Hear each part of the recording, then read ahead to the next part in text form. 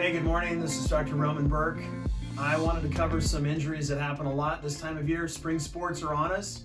Kids especially, but athletes of any age tend to find that there are particular injuries that occur when playing grass sports or turf sports. And so I wanted to cover how to prevent a few of these types of injuries today. One of the more common injuries that we see in sports, especially on grass, is known as a Jones fracture. And a Jones fracture happens on the outside of a person's foot when they rotate the foot or when they supinate the foot, and they end up with a lot of weight-bearing pressure on the outside part of their arch. That part of their midfoot is really susceptible to injury. On a skeleton, it looks like this. So here's our foot. These are 5 bones called metatarsals, and when a person has a tendency to turn or rotate their foot outward, it's this part of the foot that receives the greatest amount of force and potential for injury. So this portion of the foot, this portion of the 5th metatarsal, is frequently broken or cracked during that process of an athlete rotating or turning the foot outward. And in the process of that happening, the bone breaks or cracks. This is a particularly difficult area to get to heal because the blood supply to that part of the bone is uniquely fragile. One of the big issues that you see, especially in turf injuries, is that the types of cleats that athletes are using can make a big difference in terms of how that injury occurs. Cleats that are more rounded or cleats that are very flimsy, where the midsole of the shoe has a tendency to flex too far in one direction, are going to contribute to that because it allows the foot to turn out too far, and it allows a lot of force to be delivered right to that vulnerable area of the 5th metatarsal. So starting with a really good cleat is an enormous game changer in terms of prevention. That's clearly one of the most important steps in any type of sports injury, is the right type of shoe gear. And if you pick the wrong one, unfortunately, sometimes these injuries can end up being a real game changer for people in terms of losing their season and a lot of lost time. Injury number 2, common injury number 2, is called turf toe. And we hear this a lot in terms of coverage from sports that occur on television and radio. Notoriety is given a lot to that type of injury. Turf toe is frequently misunderstood, but it usually involves our great toe.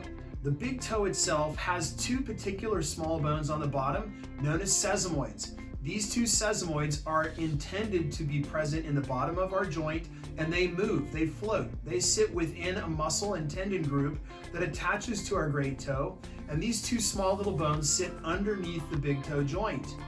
They are the equivalent in our foot of being similar to our kneecap in our knee. They float and move and are intended to help us as we propel forward.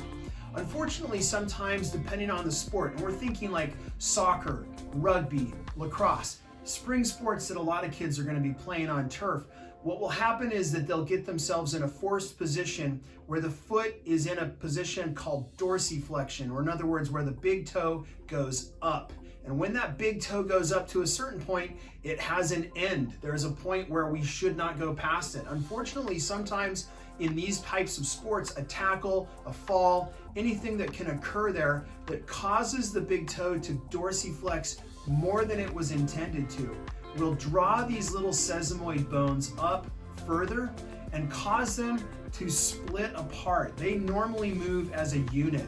2 of them simultaneously are tracking under the big toe, and what happens is that when the foot is forced to dorsiflex the big toe joint too far, it tears the ligament that holds these 2 bones together, resulting in an injury we call turf toe.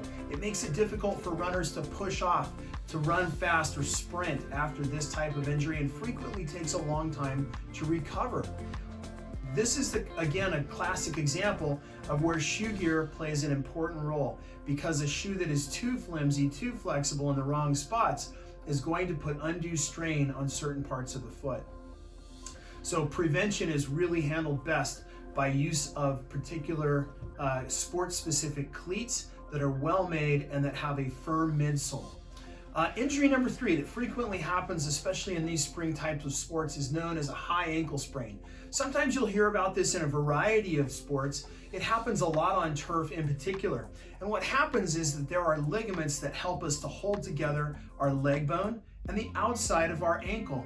These two bones, when they touch one another at the level of our ankle joint, are held together by ligaments. Those ligaments are what keep the two leg bones together so that they can form the ankle joint. When the ligaments here above the ankle have been injured or sprained, we call it a high ankle sprain. The more common ligament injuries are here below the ankle, called just the common ankle sprain, that occurs when we invert the ankle too far and it forces the ligaments on the outside to tear. In the case of a high ankle sprain, what will happen is that the foot will be planted and rotated, and as you can see with my bone model, it wants to tear this fibula away from our leg bone called the tibia. And so what happens is that it's typically a plant and rotate kind of injury. Sometimes these are bang bang type of injuries that happen super fast without anybody even really being able to think about it or stop it from occurring. It usually occurs when kids get in a pileup. Think rugby, think contact sports like soccer, where there's going to be a lot of heavy pressure and body movement where the foot plants and then it turns or rotates, which is going to force those ligaments apart, causing them to tear. An important part of this is that if you're in a highly susceptible type of position for your team, think midfielders or even defensive players on let's say like a lacrosse team, they're going to need to consider whether they have a history of injury there, because sometimes using an ankle brace in those particular sports is a really good preventative method. It's also a really important thing to note that proper training and exercise to get dexterity and muscle movement in coordination with each other, so that before a season a player is ready to go and doesn't just pick up and try to play. That type of agility and ease of which they move is going to make a tremendous difference in terms of prevention of these types of injuries. In some cases, you may not be able to stop it because it may happen due to another player's impact on you. But these are the good things that we can do to help us prevent these types of injuries from occurring before they ever start. Thanks for watching.